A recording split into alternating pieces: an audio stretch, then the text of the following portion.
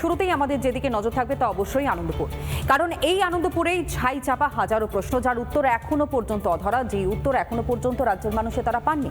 অন্যদিকে এই ঘটনার 3 দিন পর ডেকোরেটার্সের মালিক গঙ্গাধর দাস, তাকে গ্রেফতার করা হলো ঠিকই, কিন্তু এই মোমো সংস্থার মালিক, তার নাগাল পর্যন্ত পৌঁছতে পারলো না কেন পুলিশ?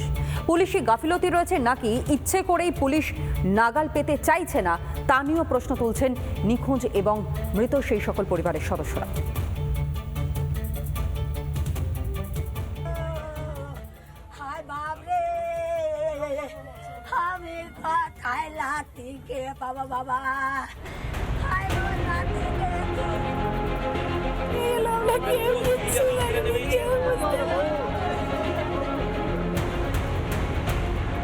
আনন্দপুরে মৃত্যু মিছিল সংখ্যাটা কত এখনো কেউ নির্দিষ্ট করে বলতেই পারছে না।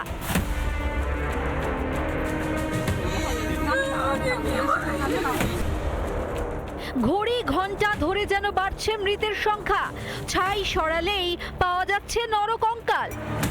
আনন্দপুরের অগ্নিকাণ্ডে ধীরে ধীরে বাড়ছে মৃতের সংখ্যা। একটি পূর্ণাঙ্গ বডির স্কেলিটন পাওয়া গেছে এবং বাকি 20টি দেহের অংশ অর্থাৎ স্কেলিটনের অংশ পাওয়া গেছে। 16টি দেহাংশের পোস্টমর্টেম কমপ্লিট হয়েছে বা সেই 16টি দেহাংশের পোস্টমর্টেম রিপোর্ট ফরেন্সিক ল্যাবরেটরিতে পাঠানো হয়েছে। কাঠকয়লার মতো পুড়েছে জলজ্যান্ত মানুষ, অথচ তদন্ত চলছে কচ্ছপের গতিতে। ডেকোরেটার্স মালিককে ধরতে পুলিশের সময় লেগে যায় 3 দিন। আর আনন্দপুরে মোমো সংস্থার দোকানের দায়িত্বে যিনি ছিলেন, তাকে কেন গ্রেফতার করছে না পুলিশ? এই তো মাত্র 1 মাস আগের ঘটনা। স্পোর্টস প্রমোটার ও ইভেন্ট উদ্যোক্তা শতদ্রু দত্তকে গ্রেফতার করতে তো কাল বিলম্ব করেনি পুলিশ, অথচ আনন্দপুরে তো এতগুলো মানুষকে স্রেফ খুন করা হলো। তাহলে তদন্তের ঝিলেমি কেন? 4A causing death by negligence নাকি, মানে গাড়ি চালাতে যদি কেউ মারা যায় কজিং ডেথ বাই নেগলিজেন্স, এটা হচ্ছে যে বেগে যায় সে বেগে ফেরত আসে জেল থেকে। 100% গাফিলতি আছে। এসব দেখে এই প্রশ্ন তো স্বাভাবিক, পুলিশ কি আদৌ নিরপেক্ষ? তৃণমূল সবসময় একটা বলির পাঁঠা খোঁজে। গঙ্গাধরকে পাঁঠা পেয়ে গেছে, আর কাউকে ধরবে না, কারণ কাউকে ধরলে তৃণমূলের নিজেদের যারা লোক আছে, আরও লোক, এই যে কাটবানির যে চেনটা চলে, তাহলে সেটা এক্সপোজ হয়ে যাবে।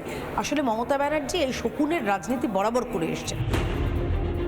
রাজ্যে কি পুলিশ সত্যি তৃণমূলের ক্যাডারে পরিণত হলো?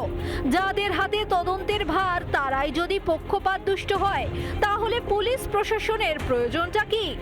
রিপাবলিক বাংলা। নানা ধরনের কন্টেন্ট দেখার জন্য লাইক করুন, শেয়ার করুন আমাদের ফেসবুক পেজ, সাবস্ক্রাইব করুন আমাদের ইউটিউব চ্যানেল। পাশাপাশি অন্যান্য ব্রেকিং নিউজের জন্য অবশ্যই চোখ রাখুন রিপাবলিক বাংলায়।